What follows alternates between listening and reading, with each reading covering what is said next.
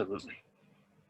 Hey guys, it's Shane from the Australian Karate Academy in Brisbane, here with Joe Swift again. So we caught up a couple of months ago during a crazy lockdown. Everything sort of started to ease up where I am and where Joe is. However, still can't catch up for a beer in person, so we thought we'd do another discussion with having a beer as well. That's it. So so today we're going to have a quick chat.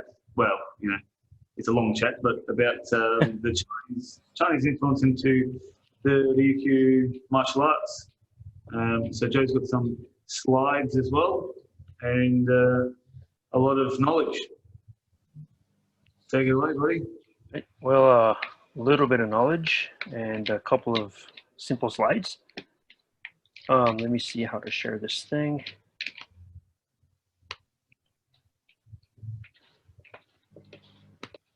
Yes, I can hear. How's this?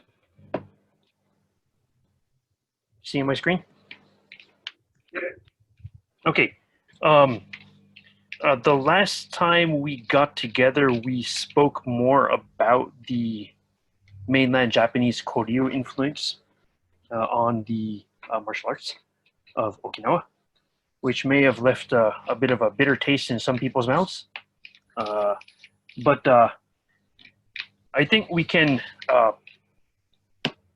safely assume that the origin of the karate kata themselves, i.e. the concept of a solo kata as an empty hand martial art, was imported from China, as evidenced by the kanji that they used to use to represent karate. Right? We'll have some more on the kanji in a couple of seconds. But anyway, the romantic creation myths, we'll call them, of a lot of styles talk about the founder moving to China and staying there for 25 years and learning from Master Pai Mei on the top of the mountain and coming back with a certificate of full proficiency and mastership in blah, blah, blah crane boxing. And then they taught in Okinawa. Recent research into actual travels of Okinawans to China kind of refute that. And a lot of the people who were actually traveling to China in the official capacity were aristocrats who were sent to be bureaucrats. And what I mean by that is in China, okay, rewind a couple hundred years here. Yeah. Political relations between Ryukyu and China were normalized in 1392, which is also the year that China sent the infamous 36 families from Fujian province to Okinawa, where they settled and created an establishment called Kume Village. Kume Village is on the on the outskirts of Naha. Yeah. And it was kind of like the Chinatown of Okinawa. Right? Were they sent all at the same time, or were they? Or was it was immigrants. They immigrated to Okinawa and they established a Chinatown. And so after the initial wave of immigrants, of course, you still have people coming in, but you will now have families of ethnic Chinese who were born and raised in Okinawa. So they're how would you call that in today's day? They're bicultural, right? So they got the best of both. And for a long time, from the 1300s all the way until the very late 1700s, I think it was 1798, the people of Kume were those who were in charge of the political relations with China and trade with China. So, a lot of the court interpreters between Chinese and Okinawan, or Chinese and Japanese, in the Ryukyu Kingdom were actually from Kume or educated in Kume. So they could speak fluent Chinese and fluent whatever language was spoken in the court of Shuri, which was the Shuri dialect of Okinawan, which is basically ancient Japanese. Yep. Anyway, that being part of it, you have from Kume to China what they call the government-sponsored exchange students. So every few years, a couple of people were chosen from Kume to be sent on government dime to study politics in Beijing.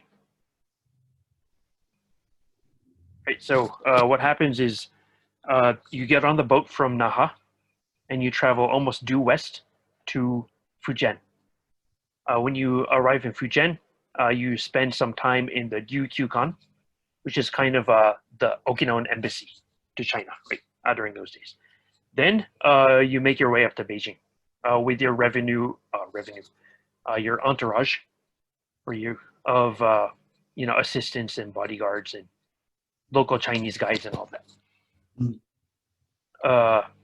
And so if you were chosen by the government to be a student in China, you were most likely ethnic Chinese from Kume, and you were sent to study politics, Yep. Not martial arts. Yep.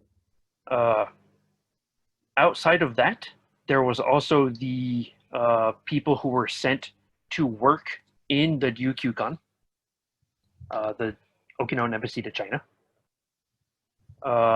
and they were sent, to be bureaucrats.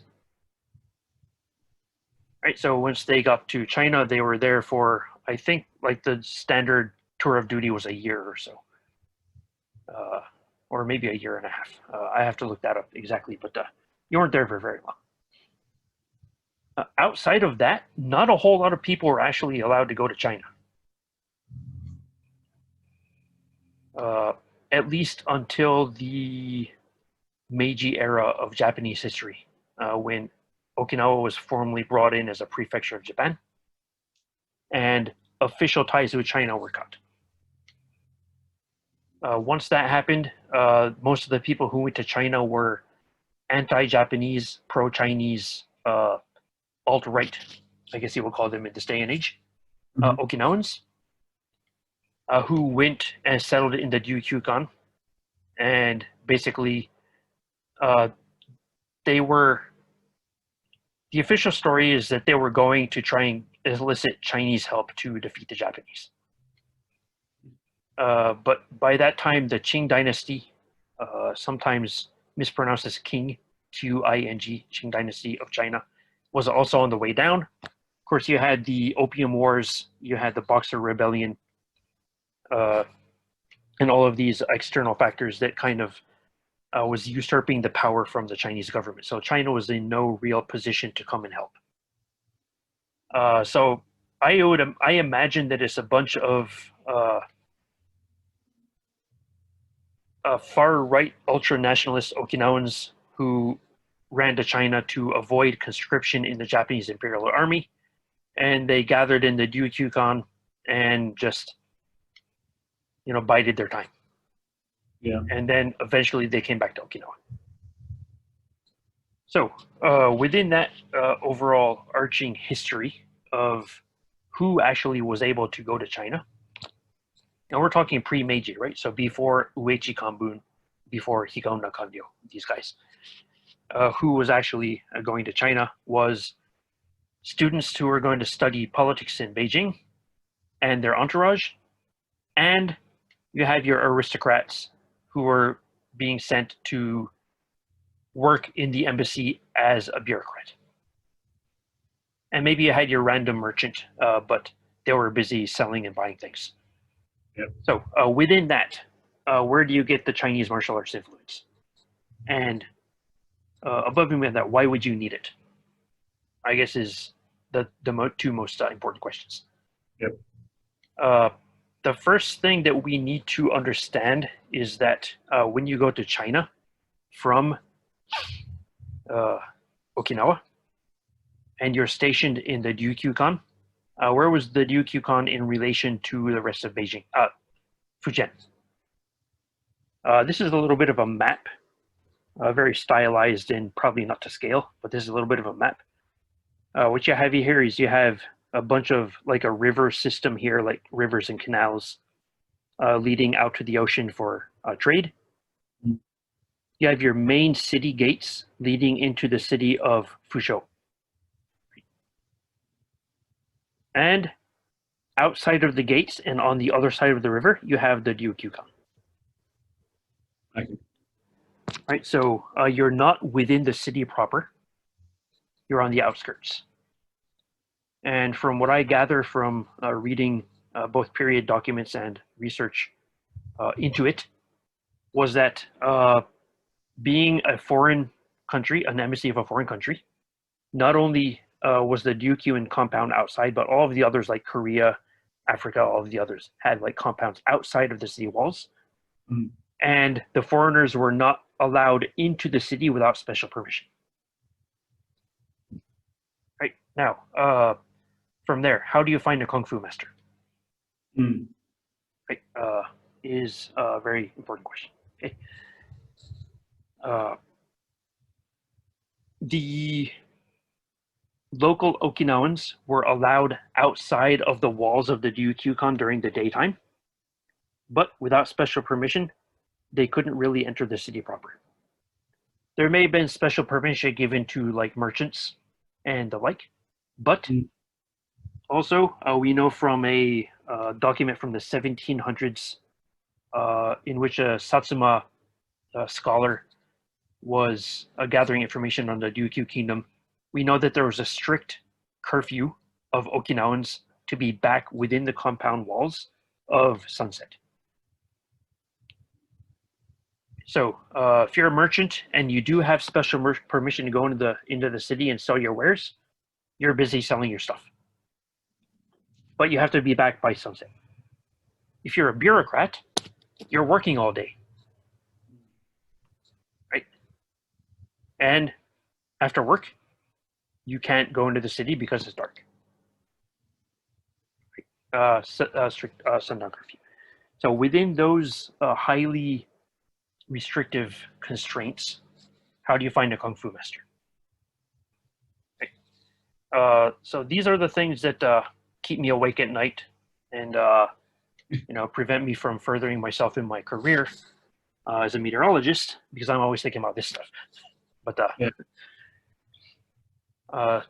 So within that particular confines, I want to take a quick look at what the compound of the Ryukyukan looked like back in the day. So you should be seeing a new screen here. Right. This is a kind of a stylistic map or layout of the Ryukyukan. Right. So your main gate is here. Right. So you go into the main gate. This big building here in the middle on the horizontal, this is like the main government office building. Yep. Right. So you have your main building where the government offices are, and then you have like an annex building. It's not actually annexed, but what we call an annex, like an extra building. Yep. And this is during part of the history anyway, served as a kind of warehouse for tributary goods to the Chinese government that the students brought to then take up to Beijing. Right. Now, here's the two main government offices. On the sides of the minor or the annex building here, this is your dormitory for your Okinawan bureaucrats and your students who are waiting their trip up to Beijing. Then here you have dormitories for your sailors and your ship's crew who brought the bureaucrats and the government officials and the students over, right? Yep. So this is like the main compound for the Okinawans. Then you kind of go through a little bit of a gate, You have a couple more dormitories for like ship crews because there are like a lot of people to man a ship. Now, the most interesting part for us is what was just on top of that. These two here are dormitories for Chinese soldiers who were assigned to protect the Ryukyukan. Ah, to protect or to monitor? To protect. Okay. And it was paid for by the Chinese government. Then you have a little bit of another gate. Then you have dormitories here for your Chinese scholars, your Chinese bureaucrats who are also working within the Ryukyukan compound. And they were probably more of the monitors. So within the walls, you have your Okinawan contingency.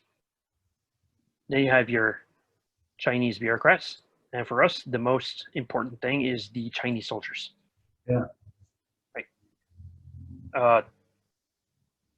The Chinese soldiers, at least according to the research of a man named Iha Fuyu, who is known as the father of modern Okinawan studies.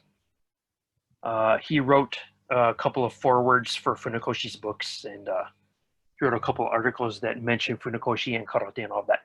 So he was around back in the 20s and 30s. According to his research, the military protectors of the Ryukyukan was a kind of military regiment called the Green Standards Army. Right. The Green Standards Army was actually mainly Han Chinese, but they also had some Manchus and some Muslim Chinese contingencies in it, depending on the region they are. But basically, it was formed from the ex-soldiers of the Ming commanders who were defeated by the Qing dynasty. And then they were hired by the Qing to become an army. Right? So we're talking like really old ancient Chinese history. Not ancient, but medieval Chinese history. And this Green Standards Army, they had regiments throughout China. So that was one of the two main Chinese armies at the time. The other one being the Eight Banners Army, which is more of a Manchurian platoon, and that was more in the north. Right. Yeah. So your Green Standard Army guys are here. So they're army guys. Once the Qing took complete power and there was no more real civil war in China, they also acted as the country's kind of peacekeeping force, so your law enforcement, police, etc. The Green Standard Army had a green flag like this, hence the name, the Green Standard Army. Standard meaning a flag, right? So your military flag, like the standard bearer, those guys. And so basically, these guys were in charge of the Fujian regiment of the Green Standards Army. Sent soldiers on the government's command to protect the Ryukyukan. Okay. So security. Now, if you are in the Ryukyukan, right, and you're stuck in there all day for work, and you can't go out at night, who are you going to learn Kung Fu from? Yeah. And the answer is Bob, the security guard. Yes. Because in those days, of course, most conflict was armed. So you had your archers, you had your musket men, then you had your spearmen, then you had your like cavalry and all of that. But because this is well before the Boxer Rebellion, when sentiment turned against traditional Chinese martial arts in China, a lot of the Chinese troops, through their basic training, learned rudimentary empty hand martial arts. As with every single military ever in the entire history of mankind. Right? So you got your guys come across, they're working in the thing. They befriend Bob the security guard, and they see Bob the security guard and his friend Frank and their pal Johnny doing these funny looking things in the corner. This of course is supposition, this part of it. Yeah. And a lot of times, because you're on a member of the the kume and later the shuri gentry, you already have a little bit of martial arts training in Okinawa, especially if you're in the employ of the king and you received a sword, Japanese sword. So you learn jigenryu and all that, right?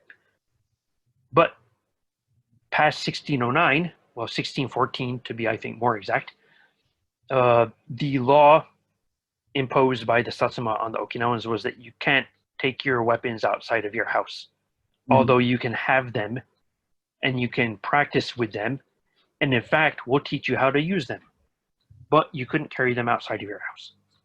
Yeah. Right? And say that you are, after your stint in the Ryukyukan, you know that you're going to be assigned to guard the castle, or you're going to be assigned to guard the king, or something like this. Right? You're probably going to need some kind of weaponless martial arts training, so that you can negotiate not only grappling range, which is where most traditional martial arts, I believe, started from. Because if you're outside of grappling range, draw your sword and cut the guy down. Bing, bing, bong. Right? Both in Japan and China. Yeah. But if you don't have a sword and you need to negotiate the middle to longer range without a weapon, how do you do that? Yeah. And so you see these guys doing these funny looking moves in the corner. You say, hey, that looks interesting. Can I learn that? And then you learn a form that they call 3 battles, right? Or you learn a form that they call 13 steps. You learn a form that they call the 54 mothers or 54 steps, right? Yeah. And then you go back to Okinawa with this new funny looking, empty hand exercise. Yep. But when you were learning from the Chinese guys, probably they didn't teach you a lot of applications because they should be self-evident that if you're a military man and you're resorting to empty hand martial arts, that you dropped your sword and it's going to be a grappling situation on the battlefield.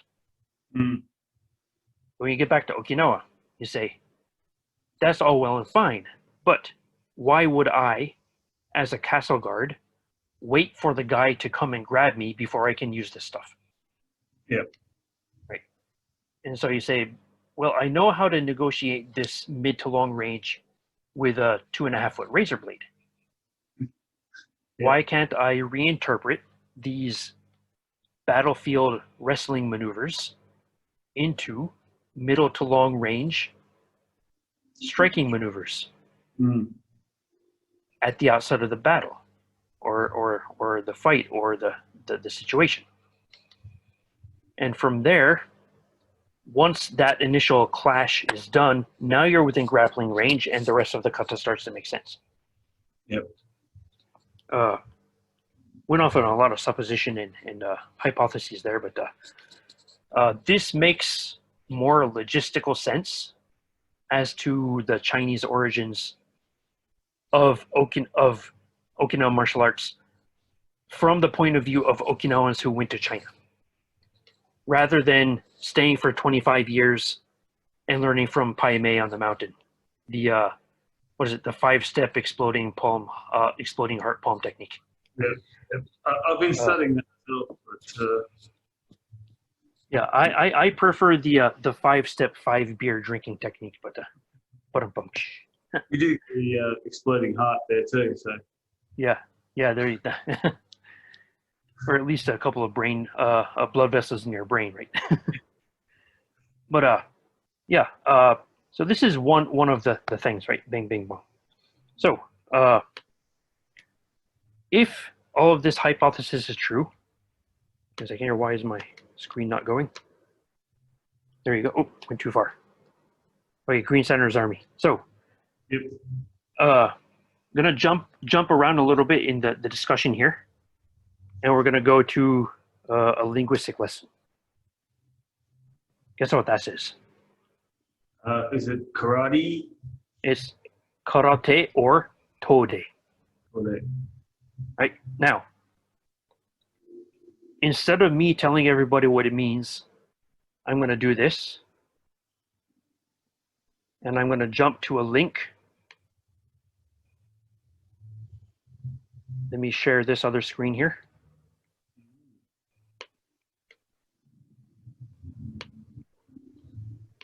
Sorry. Okay. Jisho.org is a Japanese dictionary online. Right? So here we see a kanji. Here, here, here. Okay. Now for those who cannot read hiragana and katakana, let me tell you what it is. This one up here, the word is this kanji and it's pronounced kara. Kara. Okay. Noun or prefix. China, sometimes you also use in reference to Korea or other foreign countries. Okay. Down here, same kanji, pronounced to. Refers to the Tang Dynasty or China/foreign country. Right? For our purposes, actually, let me show something interesting. If I go down here and I find this word says karate, it said other forms, that kanji. Hey, bing, bing, bong. So anyway, if we're looking at this from the historical point of view of the guys in Okinawa speaking the local dialect of Shuri, this kanji would most likely be pronounced to or tu. Yep. Right? To or tu. Okay. So we've established what this kanji actually means. China or Korea or other foreign countries in some cases. Or, according to Wikipedia, the Han state. Right? And then as to is the Tang Dynasty or China/foreign country. Okay. So you've established what this kanji means. Let me go back to the other. Let me know when you can, if my screen switched over to the other. Has it? Yep. Okay. Let me click on this one.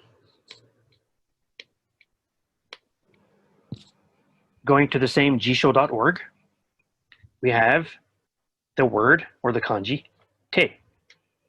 Yep. And you have 15 definitions of one kanji. Yeah. The one that everybody always assumes that it means because it's the one that's in all of the Japanese to English dictionaries is definition number 1, hand or arm. Right? So karate, empty hand. Okinawa te, Okinawan hand. Tode, Chinese hand. But does hand make sense when you're talking about the piece of your arm past the wrist to the fingertips? Right? Yeah. This is a 4-paw or 4-leg animals, right? Same thing. A handle, right? A worker, somebody who helps out at the office, right? Effort or trouble.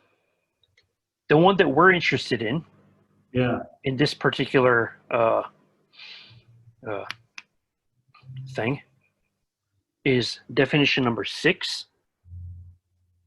A means, a way, a trick, a move, a technique, workmanship. Yep. Iite o omoitsuita. I hit upon a good idea. Or 13, a move, as in like chess. A movement, a move, right? So if we look at this kanji with definition number 6 as a way, a technique, a skill, how to do something.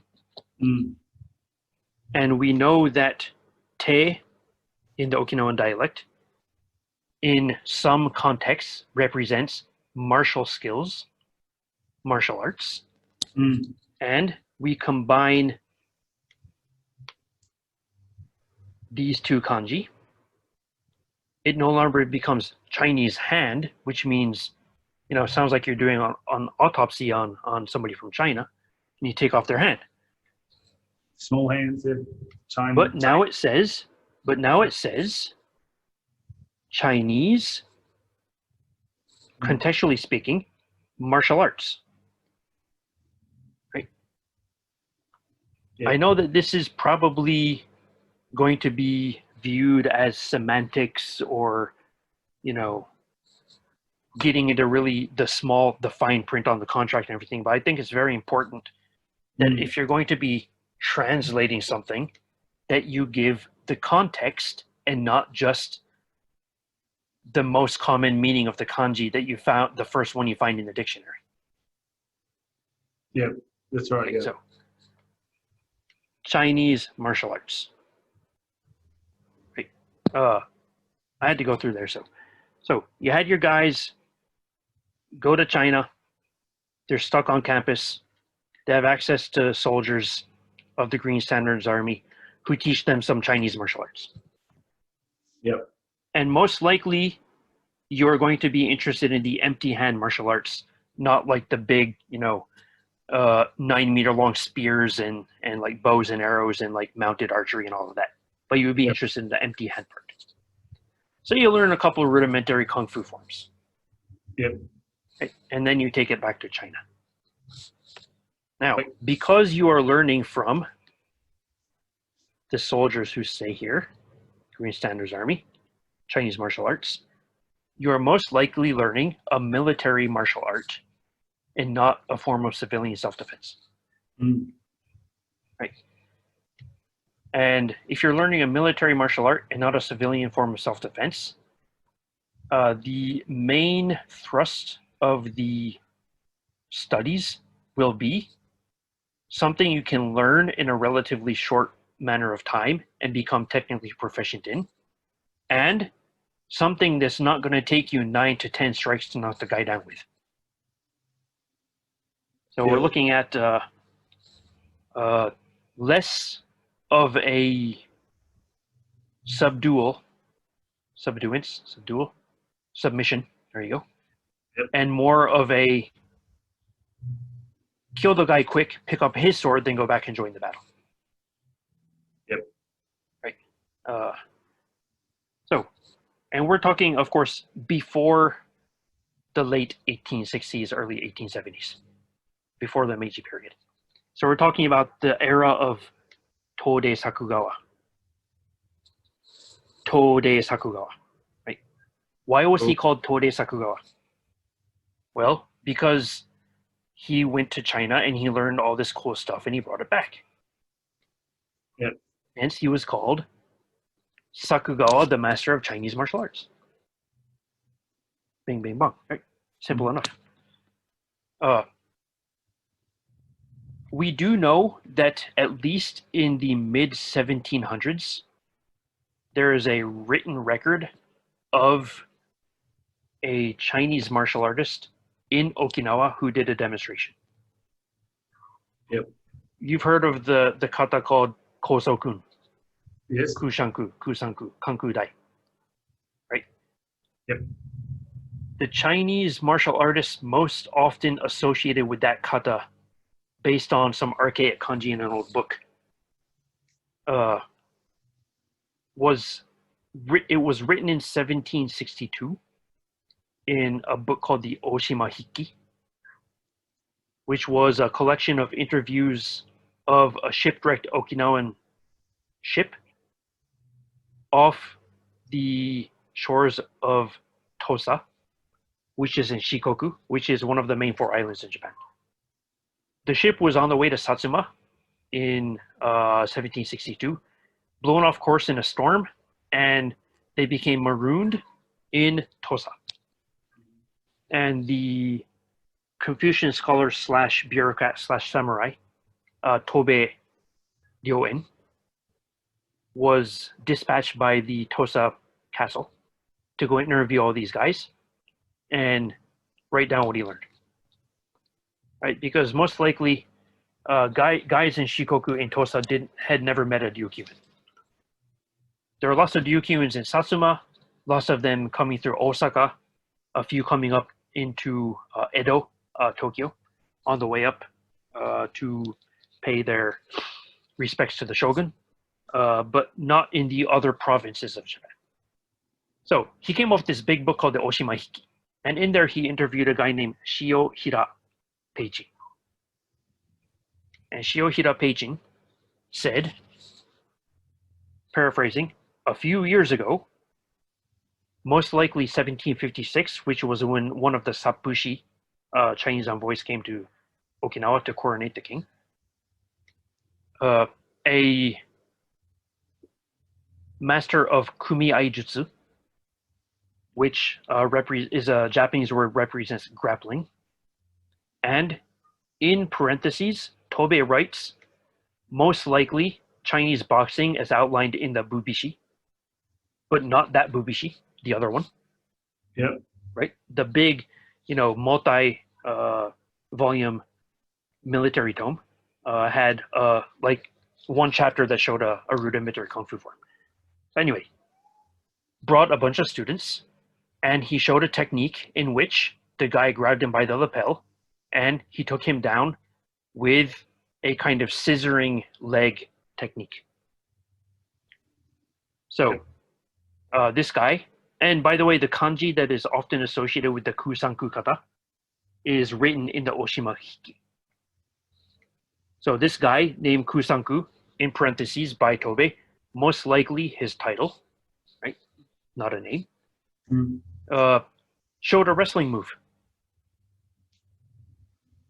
So probably by that time, there were portions of the Ryukyuan aristocracy who had started to notice Chinese boxing and Chinese martial arts as a possible adjunct to their weapons training that they were getting with the sword, and their jujutsu training, which is probably an adjunct to the swordsmanship and the naginata and all that they're learning. Yeah. Okay. Of course, you probably had Chinese boxing in Okinawa through Kume Village already. But apparently it never really crossed the minds of the shooty guys to learn it until they realized that, hey, wait, we can't carry our weapons anymore. Now what? So the weapons ban, I do that in quotes here, weapons ban was not really the main emphasis for the development of karate, but more, it was just one of the background aspects of why people started looking into martial arts, anti-hand martial arts.